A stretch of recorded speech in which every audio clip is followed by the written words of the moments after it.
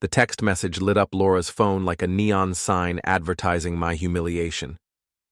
Can't wait to feel your hands on me again tonight, baby. Room 237 at the Riverside Motel.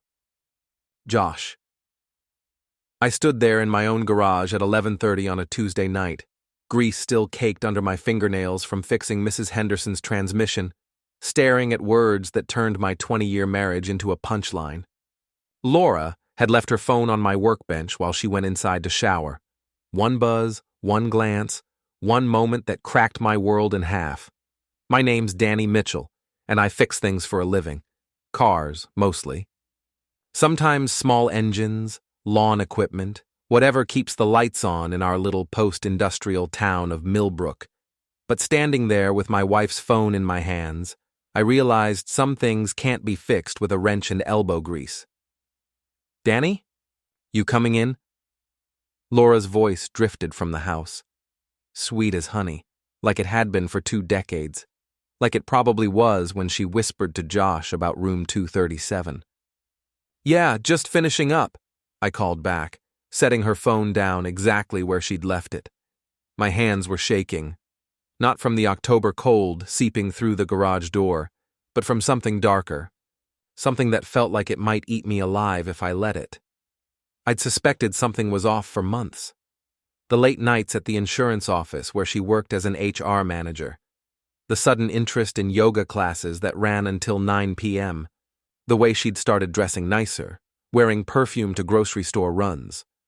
But suspecting and knowing are 2 different animals entirely. Josh Brennan. I knew the name from Laura's work stories. Some hotshot tech consultant who'd been helping their company upgrade systems. Drove a white Tesla that probably cost more than I made in 2 years. Laura had mentioned him maybe a dozen times over the past 6 months. Always professional. Always casual. Always a lie. I walked into the house and found Laura in the kitchen, hair still damp from her shower, wearing that blue robe I'd bought her for Christmas 3 years ago. She looked up and smiled, and for a second I almost convinced myself I'd imagined the whole thing. How was your day? She asked, pouring herself a glass of wine. She didn't offer me one, hadn't in months. Same as always. Fixed what was broken, got paid to do it.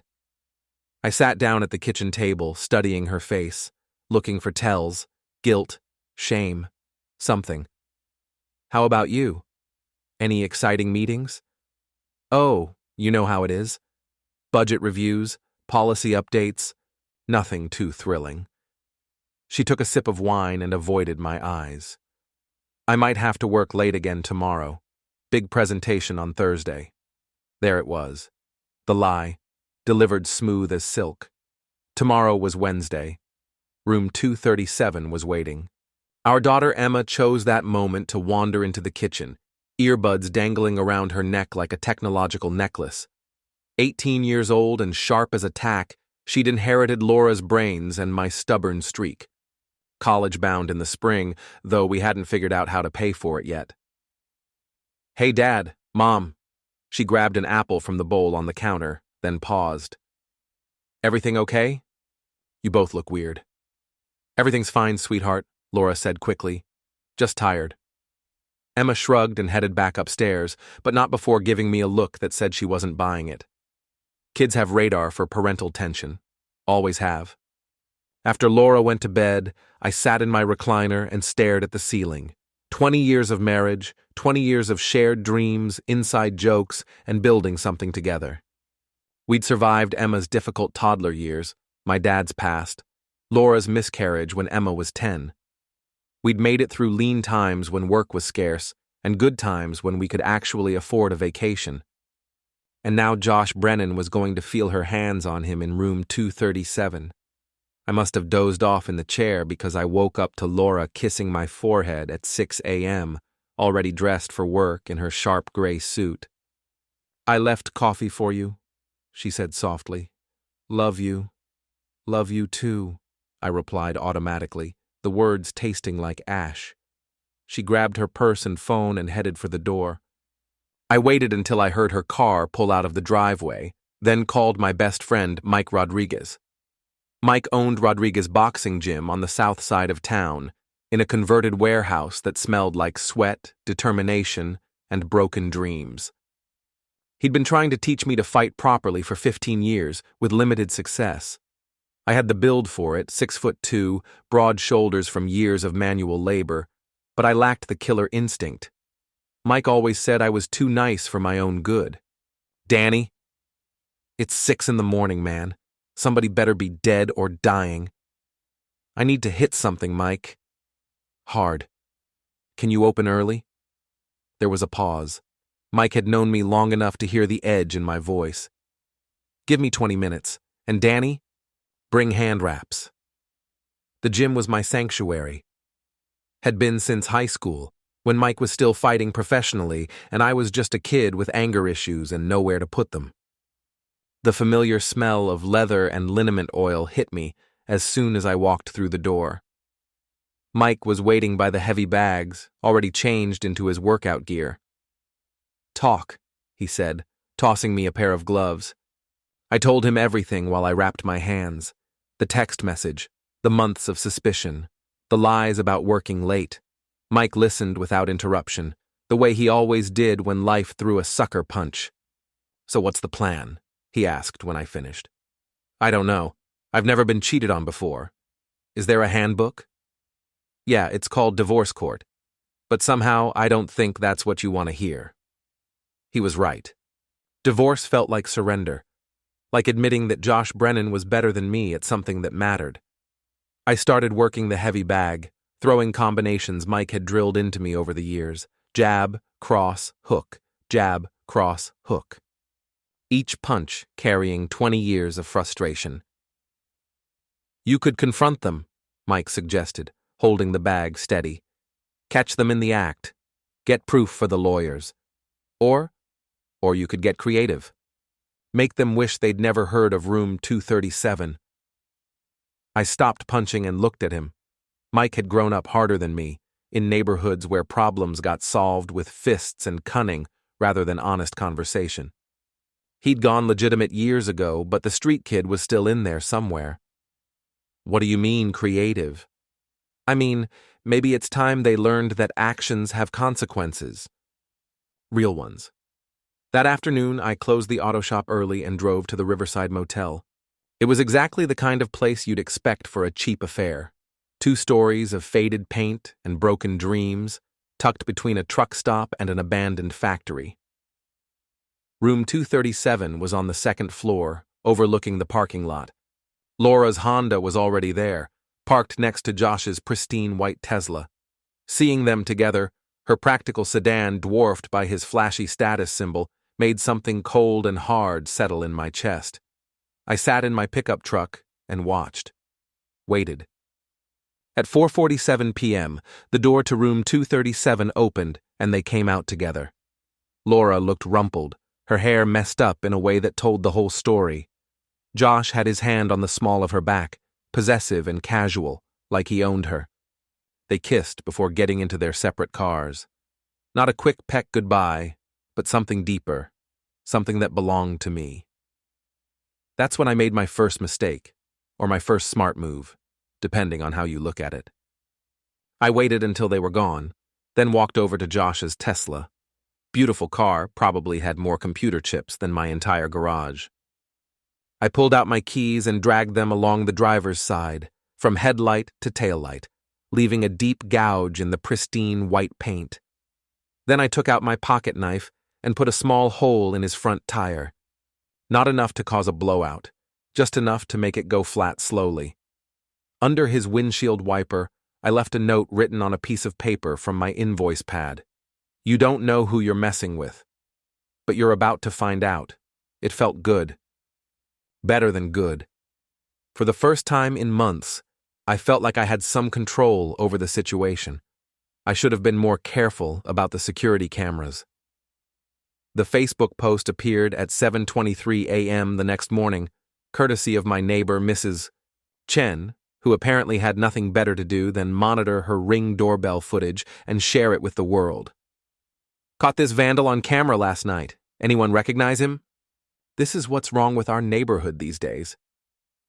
The video was grainy but clear enough. Me, walking away from Josh's Tesla with my keys in my hand, looking guilty as sin. Within an hour, it had been shared 47 times. By lunch, half of Millbrook knew that Danny Mitchell was going around vandalizing cars.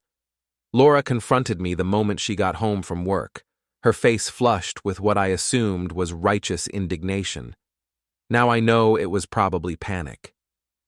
"Danny, what the hell is wrong with you?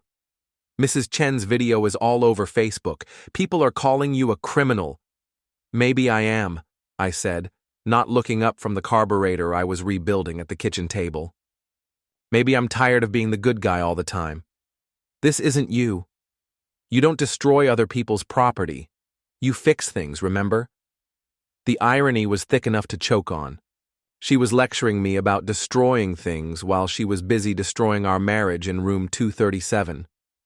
"Whose car was it, Laura?" The question hung in the air like smoke. I watched her face carefully, looking for the tell. There it was, a tiny flinch, barely visible, but I'd been studying her expressions for 20 years. How would I know? Some random person, probably. "Danny, you need help. This kind of behavior, it's not normal. Neither is working late every night. Neither is yoga classes that run until 9 p.m. Neither is wearing perfume to buy groceries." Now she looked genuinely confused, which was either great acting or proof that cheaters are masters of compartmentalization. "You're being paranoid. And frankly, it's scary. Maybe you should talk to someone, a therapist or what? You'll leave me?" I finally looked up from the carburetor. "Would that make things easier for you, Laura? If I just went away?" She stared at me for a long moment, and I saw something flicker in her eyes. Not guilt, not shame, something colder. Calculation. "I'm worried about you," she said finally. "This isn't the man I married." "No, it's not. The man you married was a pushover. He fixed everyone else's problems and ignored his own. Maybe it's time for an upgrade." That night, Laura slept in the guest room. She said it was because she was afraid of me, but I knew better. She was protecting herself, building a narrative where I was the unstable one, the dangerous one, setting up her exit strategy. Emma cornered me the next morning while Laura was in the shower. "Dad, what's going on?" "Mom's acting weird, you're acting weird, and now there's this thing on Facebook about you vandalizing cars." "It's complicated, Em. I'm 18, not 8. Try me." I looked at my daughter, really looked at her. When had she gotten so grown up? When had those sharp eyes learned to see through adult bullshit? "Your mother and I are having some problems. I can't give you details, but I need you to trust me. Can you do that?" She studied my face the way she used to study math problems, looking for the right answer. "Are you getting divorced?" "I don't know. Maybe." "Is it your fault or hers?" "Probably both." She nodded slowly. "Okay, but Dad? Whatever you're planning, don't do anything stupid. I need at least one parent who isn't completely insane." If only she knew. That afternoon, I got a visit at the shop from Josh Brennan himself. He pulled up in his wounded Tesla, the scratch along the side like a badge of honor. The tire had been replaced, but I could see the anger in his face from 50 yards away. He was younger than I'd expected, maybe 35, with the kind of lean build that came from expensive gym memberships and personal trainers. Designer jeans, polo shirt, watch that probably cost more than my truck. Everything about him screamed success and entitlement. "You Danny Mitchell?" he asked, walking into my garage like he owned it. "Depends who's asking." "The guy whose car you vandalized. I've got you on video, asshole." I set down my wrench and turned to face him fully. He was maybe 6 feet tall, athletic, but soft. The kind of guy who'd never been in a real fight in his life. "Prove it was me." "I don't have to prove anything. I know it was you, and you know it was you. The question is, what are we going to do about it?" "We?" "There's no we here, Josh. You want to call the cops? Call the cops. You want to sue me? Sue me. But understand something. I'm not the kind of man who backs down from a fight. Something in my voice must have gotten through to him because he took a step backward. Look, I don't want trouble. Just stay away from my car. Stay away from me. We clear? Crystal, but Josh, you might want to think about staying away from things that don't belong to you. Some people get real upset about that. He left without another word, but I could see him making a phone call before he even got to his car. Probably to Laura, warning her that her husband was off the rails. That evening, Mike came by the shop with a 6-pack of beer and a proposition. I've been thinking about your situation, he said, settling into the folding chair I kept by my workbench. You want to fight fire with fire? You need to be smart about it. I'm listening. Information is power. You need to know everything about this Josh character, where he lives, where he works, what he's afraid of. Then you use that information to make his life complicated. How do I get information like that? Mike smiled, and for a second I saw the street kid he used to be. You'd be surprised what people will tell you if you know how to ask. Over the next week, I became a student of psychological warfare. Mike introduced me to some of his old contacts, guys who'd learned to survive by being smarter and meaner than their enemies. They taught me about social engineering, about finding pressure points, about making someone's life miserable without breaking any laws. I learned that Josh Brennan lived in a downtown loft that cost $4,000 a month. I learned that he'd been married twice and divorced twice, both times for cheating. I learned that he owed back taxes to 3 different states, and that his consulting business was mostly smoke and mirrors. Most importantly, I learned that he had a reputation for seducing married women and then discarding them when he got bored. Laura was just his latest conquest, a middle-aged insurance manager with a stable marriage and something to lose. Perfect prey for a predator like Josh. Armed with this knowledge, I began my campaign. It started small. Josh liked to work out at the same gym where Laura took her fake yoga classes. I arranged to be there one evening when he was finishing his routine. I didn't approach him directly. That would have been too obvious. Instead, I struck up a conversation with one of the other members, making sure Josh could overhear. Yeah, I heard about that consultant who's been working with the insurance companies around town. Apparently he's got a thing for married women. Real predator type, you know? I feel sorry for the husbands who don't know what's happening. Josh's face went white, but he couldn't say anything without admitting he'd been eavesdropping. He left the gym 10 minutes later. The next day, I called the IRS tip line and reported Josh's suspicious income patterns. Not fraud exactly, but enough irregularities to trigger an audit. It was all legal and above board, but it would tie him up for months. I also started a whisper campaign. Millbrook was a small town, and gossip traveled faster than wildfire. I didn't spread lies. I didn't have to. The truth about Josh's history was damaging enough. Soon, everyone knew about his 2 divorces, his tax problems, and his reputation as a homewrecker. Laura noticed the change in atmosphere immediately. People who used to greet her warmly at the grocery store now gave her cold looks. Her boss started asking pointed questions about her relationship with their consultant. The yoga instructor mentioned that several members had complained about inappropriate behavior in the parking lot. People are talking about me, Laura told me one night, her voice small and worried. Saying terrible things. What kind of things? That I'm having an affair. With Josh Brennan. I looked up from my newspaper, meeting her eyes directly. Are you? The silence stretched between us like a tightrope. Finally, she looked away. Of course not. How can you even ask me that? Because you haven't denied it. I shouldn't have to deny it. You should trust me. Trust is earned, Laura. And lately, you haven't been earning it. She started crying then, which might have moved me a month ago. Now it just looked like manipulation. I don't know what's happened to you, she sobbed. You've become someone I don't recognize. Someone cruel. Maybe I'm just becoming someone who fights back. The breaking point came the following Friday night. Laura announced she was going out with her friend Jennifer from work, a girls' night to blow off steam.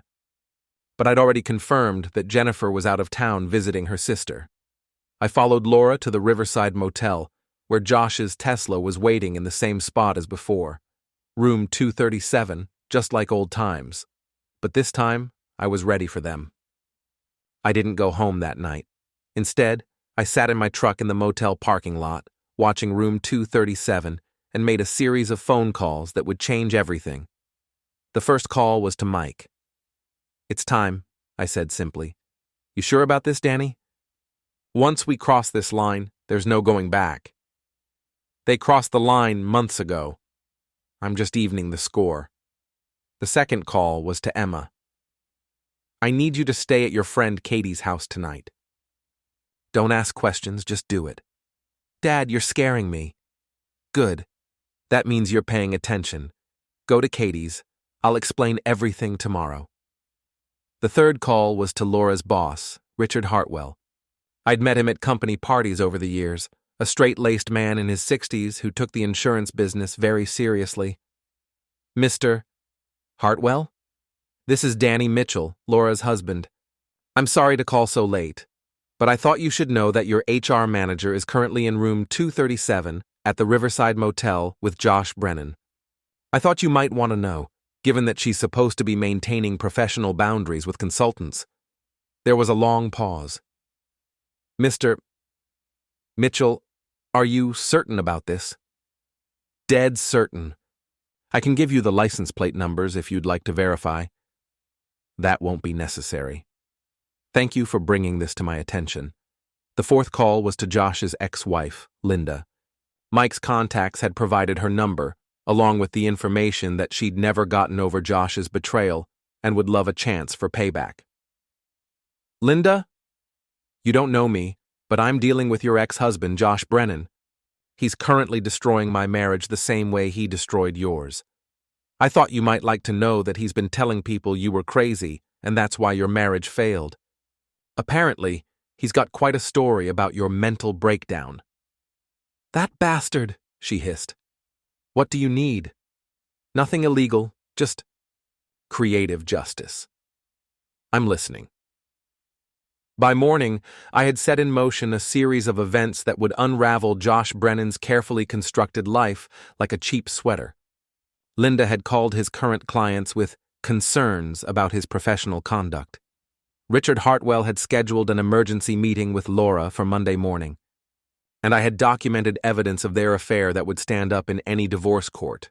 But I wasn't done, not even close. Laura came home Saturday morning looking guilty and disheveled, with a story about staying over at Jennifer's because she'd had too much wine. I let her tell the lie, nodding in all the right places, while I planned the next phase of my campaign. "How was your girls' night?" I asked over coffee. "Fine. We just talked and watched movies. Nothing exciting." "That's nice. I'm glad you have friends you can count on." She looked at me suspiciously, probably wondering why I wasn't grilling her about her whereabouts. The truth was, I didn't need to.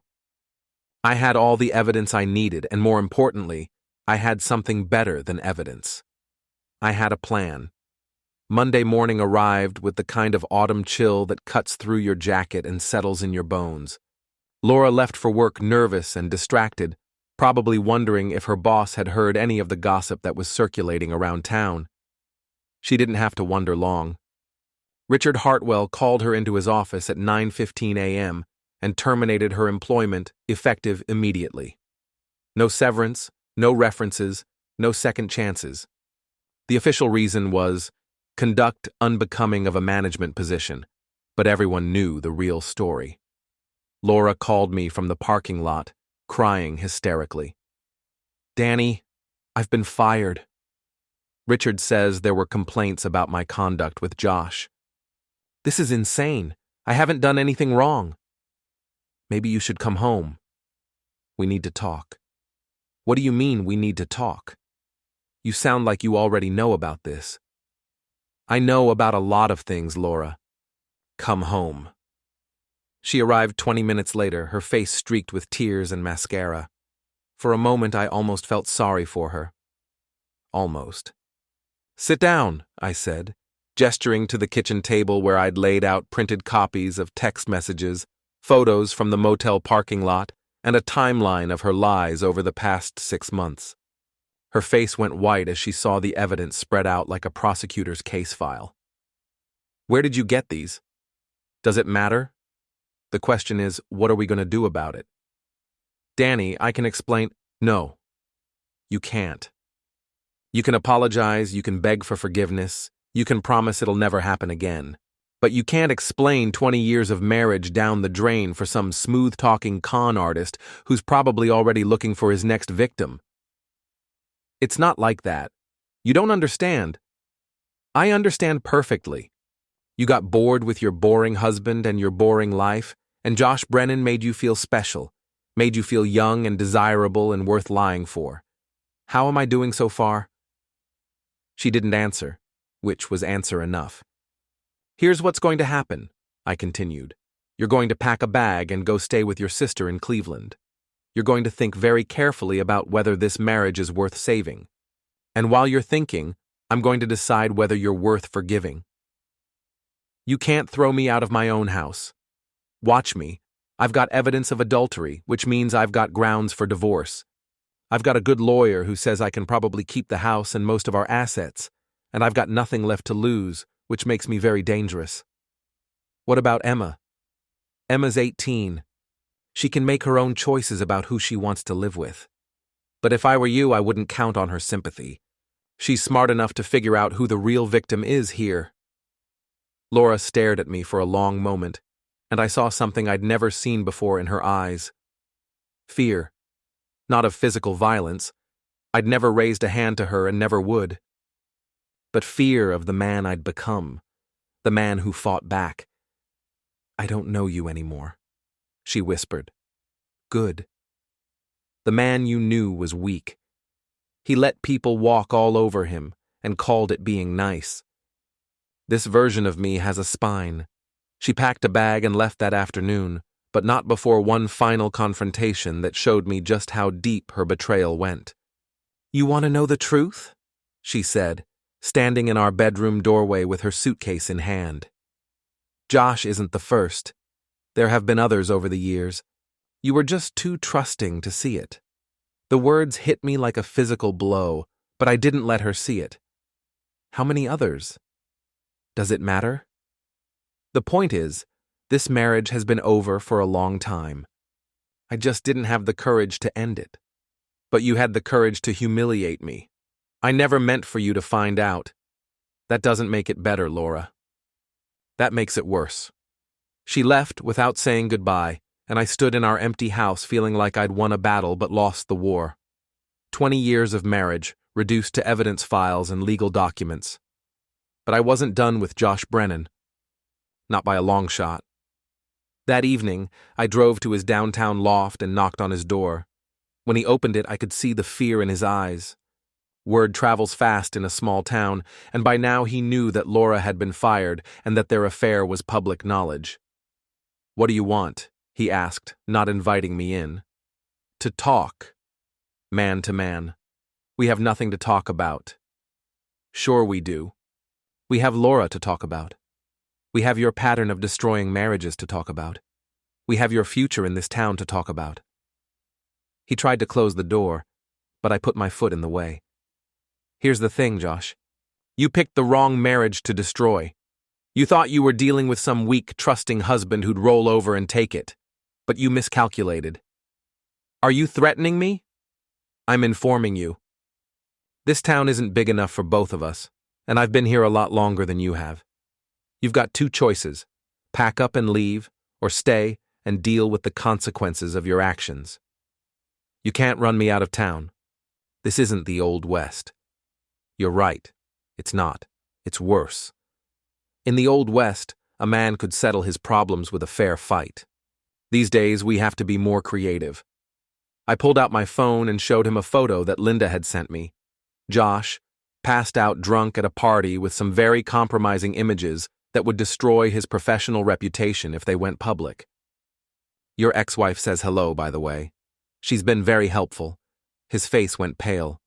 What do you want? I want you gone. Out of town, out of Laura's life, out of my sight. You've got 48 hours. And if I don't? Then you'll find out just how creative a small-town mechanic can be when someone destroys his life. I left him standing in his doorway, probably wondering how his perfect plan had gone so wrong. The truth was, predators like Josh counted on their victims being isolated and ashamed. They never expected the husband to fight back with the same ruthless tactics they used.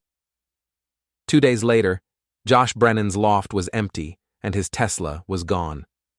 Word around town was that he'd taken a job in California and left without notice. I never found out if that was true, and I didn't care. What mattered was that he was gone. Laura called me from Cleveland a week later. I heard Josh left town. Did he? I wouldn't know. Danny, what did you do? I protected what was mine. Something I should have done months ago. I want to come home. I want to work this out. I looked around our empty house, at the photos on the mantel showing 20 years of shared history, at the life we'd built together before she decided to tear it down. I don't think that's possible, Laura. Please. I made a mistake. I know that now. But we can fix this. Some things can't be fixed. Some things, once they're broken forever. So that's it? 20 years, and you're just throwing it away? I'm not the one who threw it away. I'm just the one who's tired of pretending it can be put back together. She hung up without saying goodbye, and I sat in my quiet house, wondering if I'd won or lost. Josh was gone, Laura was gone, and I was alone with the wreckage of my marriage and the knowledge that I'd become someone I barely recognized. But for the first time in months, I felt like I could breathe. Emma came home from Katie's house the next day and found me in the garage, working on an engine rebuild that didn't need to be finished for another week. So, she said, settling into the folding chair Mike usually occupied. Mom's not coming back, is she? Probably not. Good. She made her choice when she decided to cheat on you. I'm just sorry it took you so long to make yours. I looked up at my daughter, surprised by the steel in her voice. You knew? I'm not blind, Dad. I saw the way she was acting, the lies about working late, the way she started dressing differently. I was waiting for you to figure it out. Why didn't you say anything? Because it wasn't my place. And because I wanted to see what kind of man my father really was, whether he'd fight for his family or just roll over and take it. And what's the verdict? She smiled, and for the first time in months, it reached her eyes. You're tougher than I thought, old man. Mom picked the wrong guy to mess with. 3 months later, the divorce was final. Laura got half of our savings and her car. I got the house, the business, and full custody of Emma. She also got a reputation in Millbrook that would follow her for years, while I got the respect of a community that had watched me stand up for myself when it mattered most. Mike threw a party at the gym to celebrate my freedom, and half the town showed up. People who'd watched the drama unfold from the sidelines came up to shake my hand and tell me they were proud of how I'd handled things. You showed that city boy what happens when you mess with Millbrook people, old Mr. Peterson said, raising his beer in a toast. You did what any real man would do, added Tom Bradley, whose own wife had left him for a traveling salesman 5 years earlier. You fought back. Standing in that gym, surrounded by people who'd known me my whole life, I realized that I'd gained something more valuable than I'd lost. I'd gained their respect, Emma's respect, and most importantly, my own self-respect. Laura had taken 20 years of my life, but she'd given me something in return, the knowledge that I was stronger than I'd ever imagined, that when push came to shove, I wouldn't back down from a fight. And Josh Brennan? He'd learned that some small-town mechanics know how to use more than just wrenches to fix their problems. As the party wound down and people started heading home, Mike pulled me aside. So what now? He asked. Now I rebuild. Same as always. Think you'll ever trust another woman? I looked around the gym, at the punching bags and weight machines that had taught me to fight, at the friends who'd stood by me when everything fell apart. Maybe. But if I do, she'll know from day one that she's dealing with a different kind of man, the kind who fights back. Mike grinned and raised his beer. To fighting back. To fighting back, I agreed, and meant every word.